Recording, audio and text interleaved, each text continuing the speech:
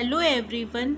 आज मैं आप लोगों को सिस्टम्स बायोलॉजी के बारे में बताने जा रही हूँ। सिस्टम्स बायोलॉजी बायोटेक्नोलॉजी या जो एडवांस बायोइन्फॉर्मेटिक्स की फील्ड है उसका एक इम्पॉर्टेंट टॉपिक कंसीडर किया जाता है। जो मॉडर्न बायोटेक्नोलॉजी के जो सिलेबस होते हैं एमटेक और एमएससी प्रोग्राम के लिए, उसमें इसका भी कुछ पार्ट इंक्लूडेड रहता है। तो हम समझ लेते हैं कि सिस्टम्स बायोलॉजी क्या होती है और ये सिंथेटिक बायोलॉजी से किस तरीके से रिलेटेड है। तो सबसे पहले हम थोड़ा सिस्टम बायोलॉजी के बारे में डिस्कस करेंगे कि ये क्या है। ठीक है, तो चलिए स्टार्ट करते हैं। देखिए, सिस्टम बायोलॉजी कोई भी सिस्टम जैसे बना हुआ है, चाहे वो हमारा बॉडी सिस्टम हो या इकोसिस्टम हो या कोई सेलुलर सिस्टम हो, तो कोई भी ऐसी ऑर्गेनाइज्ड चीज़ जो छोटे छोटे कंपोनेंट से मिलकर के बनी हुई है वो सिस्टम कहलाती है। तो सिस्टम कुछ भी हो सकता है। अगर हम सेल के लेवल पे देख रहे हैं तो सेल सिस्टम है, टिश्यू के लेवल पे देख रहे हैं तो टिश्यू सिस्टम है। इसी तरीके से जैसे जैसे हम ऑर्गन सिस्टम और ऑर्गेनिज्म की तरफ बढ़ते जाते हैं, सिस्टम कॉम्प्लेक्स होता जाता है, लेकिन है तो सिस्टम ही ना। इसी तरीके से ऑर्गेनिज्म से जब हम ऊपर उठेंगे तो पॉपुलेशन, उसके बाद इकोलॉजी, ये सब चीज़ें आती हैं। तो कोई भी सिस्टम जो होता है वो कॉम्प्लेक्स प्रोसेस से बना हुआ होता है, बहुत ही कॉम्प्लेक्स पाथवे और कई सारी चीज़ें उसमें इन्वॉल्व होती हैं, जिसको समझना हमें थोड़ा कठिन होता है। इसीलिए उस सिस्टम के जो कंपोनेंट्स हैं अगर उनकी स्टडी कर ली जाए तो एक सिस्टम कैसे बना हमें वो समझना आसान हो जाता है। और इसकी स्टडी करना भी ज़रूरी है, क्योंकि जैसे अलग अलग तरीके की अभी मेडिसिन्स बन रही हैं फार्मास्यूटिकल इंडस्ट्री में, या कोई डिज़ीज़ के बारे में अगर हमें अच्छे से पता करना है जिससे उसके अगेंस्ट में हम एक्शन ले सकें, तो इन सब के लिए हमें अपनी बॉडी के सिस्टम को समझना ज़रूरी है। इन्वायरमेंटल बायोलॉजिस्ट को इन्वायरमेंट वाले सिस्टम को समझना ज़रूरी है कि कैसे पॉल्यूशन कम किया जाए, किस पॉल्यूटेंट का क्या क्या असर पड़ता है हमारे हेल्थ पे। तो ये सारी चीज़ें होती हैं। तो देखिए, जैसे इसमें मैंने एक हायरार्की बनाई हुई है कि सबसे पहले जैसे डीएनए आया। ठीक है, डीएनए जो होता है जेनेटिक मटेरियल कंसीडर किया जाता है लिविंग सिस्टम में। ठीक है, तो डीएनए जो होता है वो आरएनए को बनाता है। मैसेंजर आरएनए, आरआरएनए, टीआरएनए, सभी तरीके के आरएनए को डीएनए बनाता है। ठीक है, आरएनए से प्रोटीन बनती हैं। प्रोटीन से उसके बाद क्या बनता है, प्रोटीन प्रोटीन इंटरेक्शन और प्रोटीन डीएनए इंटरेक्शन होता है। तो उससे क्या होता है, कई सारे सिग्नलिंग पाथवे बनते हैं। तो उसके बाद देखिए पाथवे लिखा हुआ है। तो प्रोटीन डीएनए की इंटरेक्शन से जो पाथवे बनेंगे, तो कई सारे इंटरेक्शंस के पाथवे को जब हम आपस में रिलेट करेंगे तो वो नेटवर्क के फॉर्म में बन जाएगा, और उन सारे नेटवर्क से मिलके सेल या टिश्यू बनता है। ठीक है, तो सेल या टिश्यू के बारे में अगर हमें स्टडी करनी है तो हमें डीएनए, आरएनए, प्रोटीन के इंटरेक्शंस, उनसे बने पाथवे और उनके नेटवर्क्स को स्टडी करना पड़ेगा, तब हम एक सेल के फंक्शन को समझ पाएंगे कहीं जा कर के। ठीक है, अब सेल और टिश्यू से क्या बनता है, ऑर्गन और ऑर्गन सिस्टम बनता है, उससे होल ऑर्गेनिज्म बन जाता है। तो किसी ऑर्गन सिस्टम को समझना है तो हमें उसके टिश्यूज़ के बारे में समझना होगा, सेल के बारे में समझना होगा कि किस तरीके के सेल से वो मिलकर के बन रहा है। ठीक है, ऑर्गेनिज्म से बनता है पॉपुलेशन, और पॉपुलेशन से पूरा इकोसिस्टम या इकोलॉजी जिसकी स्टडी को हम कहते हैं वो बन जाता है।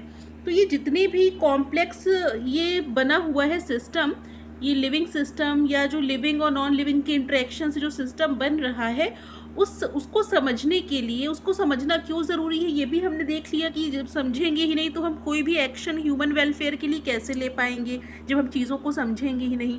तो पहले हमें समझना ज़रूरी है, और उसके बाद क्या करना ज़रूरी है, उसके अगेंस्ट में जो भी हम चीज़ें डेवलप कर पाएँ वो सिंथेटिक बायोलॉजी की फील्ड में आ जाता है, जो कि हमारा नेक्स्ट टॉपिक रहेगा। तो सिस्टम बायोलॉजी को अगर हमें अच्छे से समझना ज़रूरी है ताकि हम सिंथेटिक बायोलॉजी की फील्ड को एक मतलब जन्म दे सकें। ठीक है, तो ये हमारा हो गया। इसके बाद देखिए नेक्स्ट, हमने यहाँ सिस्टम और सिस्टम बायोलॉजी की एक डेफिनेशन बता दी है। चाहे आपसे कॉन्सेप्ट पूछा जाए, चाहे मीनिंग पूछी जाए, चाहे आपसे उसकी डेफिनेशन पूछी जाए, आपको लिखना यही है। तो सिस्टम क्या होता है, देखिए सिस्टम की एक simple definition, network of mutually dependent and thus interconnected component comprising a unified whole. मतलब क्या होता है, उसमें कई सारे कंपोनेंट्स होते हैं, किसी सिस्टम में कई सारे कंपोनेंट्स होते हैं जिनमें आपस में इंटरेक्शन होता है, और वो आपस में एक दूसरे पे डिपेंड भी करते हैं अपने फंक्शन के लिए, और वो पूरे जो कंपोनेंट्स हैं वो एक क्या बनाते हैं, एक होल सिस्टम या एक यूनिफाइड होल, एक संपूर्णता को बनाते हैं। ठीक है। तो सिस्टम यही हो गया। अब सिस्टम की यूनिक प्रॉपर्टी होती है जो उसके इंडिविजुअल कंपोनेंट की प्रॉपर्टी से अलग होती है। अब पूरा एक सिस्टम की अगर हम बात करें, जैसे सेल की बात करें, तो सेल की अपनी अलग प्रॉपर्टी होगी, उसके जो कंपोनेंट्स होंगे उनकी अलग अलग प्रॉपर्टी होगी। तो हम ये तो कह नहीं सकते हैं कि जो एंडोप्लाज्मिक रेटिकुलम की जो प्रॉपर्टी है वो हम सेल की प्रॉपर्टी में लिख करके आ जाएं, या डीएनए की जो प्रॉपर्टी है वो हम सेल की प्रॉपर्टी में लिख करके आ जाए, ऐसा नहीं कर सकते ना। मतलब सिस्टम की अपनी एक यूनिक प्रॉपर्टी होती है जो उसके कंपोनेंट्स में नहीं होती, लेकिन जो प्रॉपर्टी उसकी बन रही है उस सिस्टम की, वो उसके कंपोनेंट्स पे डिपेंड ज़रूर करती है। ठीक है, तो इस चीज़ को आपको ध्यान में रखना है। तो सिस्टम का मतलब समझ में आ गया, एक मतलब डिफरेंट कंपोनेंट से बना हुआ कोई होल वर्किंग सिस्टम जिसको हम एक यूनिट की तरह कंसीडर कर सकें। अब सिस्टम्स बायोलॉजी क्या होता है, उसी चीज़ की स्टडी को हम सिस्टम बायोलॉजी कहते हैं। तो वही लिखा देखिए, अंडरस्टैंडिंग, मतलब जो सिस्टम की बायोलॉजी होती है, कोई हमारा बायोलॉजिकल सिस्टम है, चाहे वो ऑर्गेनिज्म हो, इकोलॉजी हो, कोई भी जो सिस्टम है, उसको स्मॉलर कंपोनेंट्स में तोड़ करके उसकी जो स्टडी करते हैं उसको हम सिस्टम बायोलॉजी बोलते हैं। ठीक है, integrate with the principle of other discipline. अब जैसे हमें सिस्टम बायोलॉजी की स्टडी करनी है, वो थोड़ा कॉम्प्लेक्स मैकेनिज्म हो जाता है, तो ये हम आसानी से नहीं कर सकते कि केवल बायोलॉजी सब्जेक्ट पे ही हम डिपेंड रह के इस सिस्टम को समझ सके। हमें कुछ वहाँ पे फिजिक्स के प्रिंसिपल्स को समझना पड़ेगा, कुछ केमिस्ट्री के प्रिंसिपल को समझना पड़ेगा, कुछ मैथमेटिक्स के प्रिंसिपल को समझना पड़ेगा, और कंप्यूटेशनल बायोलॉजी के प्रिंसिपल को समझना पड़ेगा। कैसे? देखिए, हमारी बॉडी में ऐसी कई सारी प्रोसेस होती हैं जिसमें फिजिक्स इन्वॉल्व होती है। ठीक है, फिजिकल साइंस हमारी बॉडी की, जिसमें कहीं ना कहीं कोई फिजिक्स लग रही होती है, तभी हम उस प्रोसेस को समझ सकते हैं। ठीक है, केमिस्ट्री, जितने भी बायोमोलिक्यूल्स हैं वो एक तरीके से क्या है, आप उसको केमिकल ही कंसीडर कर सकते हैं। बायोमोलिक्यूल्स की प्रॉपर्टी, उनका स्ट्रक्चर कैसा है, ये सब आप केमिस्ट्री में पढ़ते हैं। मैथमेटिक्स में क्या है, जितने भी कॉम्प्लेक्स सिस्टम, जैसे ह्यूमन कि अगर आपको जेनेटिक्स पढ़नी है तो उसमें कुछ ना कुछ मैथमेटिक्स तो आती ही है। ठीक है, जेनेटिक्स में कैलकुलेशन करते हैं ना हम लोग, तो मैथमेटिक्स वाला पोर्शन भी आ गया।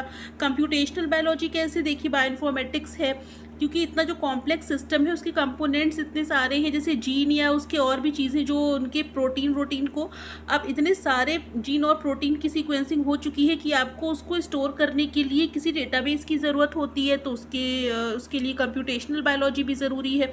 तो सिस्टम बायोलॉजी, एक सिस्टम इतना कॉम्प्लेक्स है कि उसको अकेले केवल बायोलॉजी के प्रिंसिपल से ना समझ करके हमें ये सारे जो अलग अलग सब्जेक्ट्स हैं उन सारे प्रिंसिपल को भी समझना पड़ता है कि वो कैसे लिविंग सिस्टम पे अप्लाई हो रहे हैं या बायोलॉजिकल सिस्टम पे अप्लाई हो रहे हैं। तो ये हो गया हमारा सिस्टम बायोलॉजी। अब देखिए इसका स्कोप की बात आती है कि सिस्टम बायोलॉजी को अगर हम समझ गए हैं तो मतलब क्या कहाँ कहाँ अप्लाई कर सकते हैं, उसकी एप्लीकेशन क्या है, एप्लीकेशन, स्कोप, ये सब चीज़ें एक ही जैसी हैं। तो देखिए इसका क्या स्कोप है, इसको आप देख सकते हैं, computational modelling of biological system. आप सिस्टम बायोलॉजी को अगर समझ रहे हैं तो क्या होगा, इससे एक नई ब्रांच जैसे कंप्यूटेशनल मॉडलिंग हम बना लेते हैं एक बायोलॉजिकल सिस्टम की, कि क्या क्या मतलब हमारे हो सकते हैं फीचर्स। जैसे डीएनए या आरएनए के फंक्शन को आपको समझना है तो जीन के जितने भी नेटवर्क हैं उनको एक आप कंप्यूटेशनल मॉडलिंग के फॉर्म में बना सकते हैं ना, वरना आप भूल जाएंगे कि कौन किससे रिलेटेड था।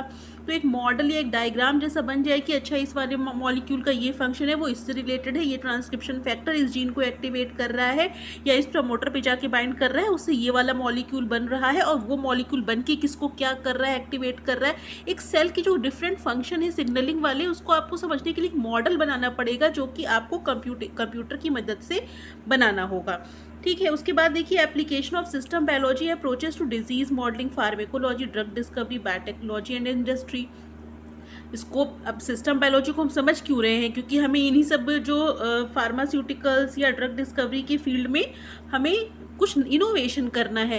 इतनी सारी डिजीजेस जो आ रही हैं वो मतलब क्यों हो रही हैं, कैसे हो रही हैं, किस बॉडी ऑर्गन को अफेक्ट कर रही हैं, क्या सिग्नलिंग उसके पीछे इन्वॉल्व है, कौन सा कैंसर है, मतलब ये सारी चीज़ें समझने के लिए आपको सिस्टम को समझना पड़ेगा। उसके बाद ही आप इन सारी फील्ड के लिए कुछ ना कुछ कर पाएंगे, या उसको दूर करने के लिए या उसके और बेटरमेंट के लिए कुछ कर पाएंगे। ठीक है, नेटवर्क बायोलॉजी एंड इंटरेक्टोम एनालिसिस।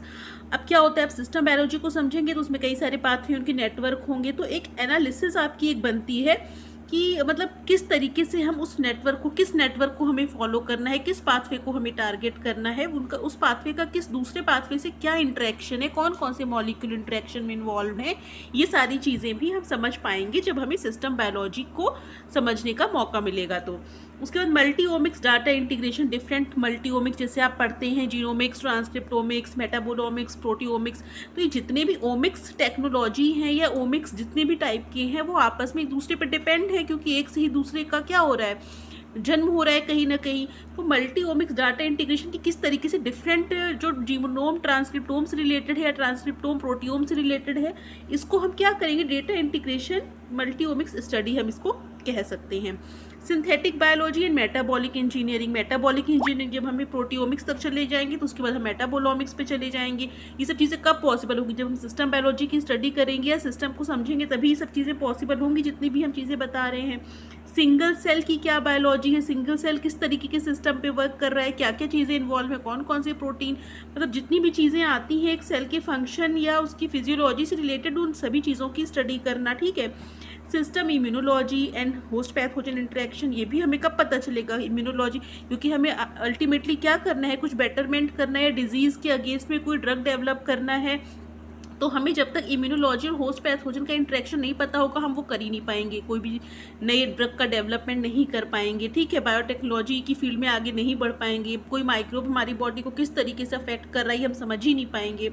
तो क्या होगा, इसलिए हमें सिस्टम बायोलॉजी को समझना बहुत ज़रूरी है। System neuro science and brain function, ठीक है। अब हमारे ब्रेन का फंक्शन, न्यूरो साइंस भी हमारा सिस्टम बायोलॉजी से रिलेटेड है कि किस तरीके से पूरे हमारी बॉडी में नर्वस सिस्टम फैला हुआ है, किस नर्व का कौन सा पार्ट जो है वो किस तरीके से इन्वॉल्व है सिग्नलिंग में। तो ये सारी चीज़ें भी हम जब सिस्टम बायोलॉजी को समझेंगे तो हमें समझ में आएगी। इन्वायरमेंटल सिस्टम बायोलॉजी, जैसे मैंने आपको बताया कि जब हम एक ऑर्गेनिज्म को ऑर्गेनिज्म लेवल तक समझ लेते हैं, उसके बाद पॉपुलेशन के बाद जो हमारी इकोलॉजिकल स्टडीज़ होती हैं उसमें थोड़े बड़े लेवल के सिस्टम इन्वॉल्व हो जाते हैं, जिनके जो कंपोनेंट्स होते हैं थोड़े कॉम्प्लेक्स हो जाते हैं। तो इन्वायरमेंटल स्टडी भी हमें ज़रूरी है, इन्वायरमेंटल सिस्टम या इकोसिस्टम की स्टडी भी ज़रूरी है, क्योंकि जो बाहरी फैक्टर है, एबायोटिक फैक्टर का हमारे ऊपर या लिविंग ऑर्गेनिज्म पे क्या इफेक्ट पड़ रहा है, उससे कैसे हम उसको हम किस हद तक टॉलरेट कर सकते हैं, या कोई पॉल्यूटेंट है उससे कैसे बच सकते हैं, पॉल्यूटेंट्स का कौन सा लेवल हमारे लिए मतलब प्रॉब्लमेटिक हो सकता है। ये सब चीज़ें हम कब समझेंगे, जब हम सिस्टम बायोलॉजी को पढ़ेंगे। हमें सिस्टम के बारे में जब तक कुछ पता ही नहीं होगा तो हम कुछ कर ही नहीं पाएंगे। तो सिस्टम को समझना सबसे पहले ज़रूरी है, ये कहने का मतलब है। तो यही है आपका सिस्टम बायोलॉजी। अब इसके अंदर में जितने भी टॉपिक्स आते हैं सिस्टम बायोलॉजी में हम उसको भी डिस्कस करेंगे। ये मत समझिएगा कि बस सिस्टम बायोलॉजी की डेफिनेशन बता के कि चली गई। तो इसके बाद हम इसके और भी टॉपिक्स लेकर के आएंगे और सिंथेटिक बायोलॉजी पे भी हम बात करेंगे। तब तक के लिए चैनल देखते रहिए, सब्सक्राइब कर लीजिए और इस वीडियो को लाइक कर दीजिएगा अगर पसंद आ गया हो तो। Thank you.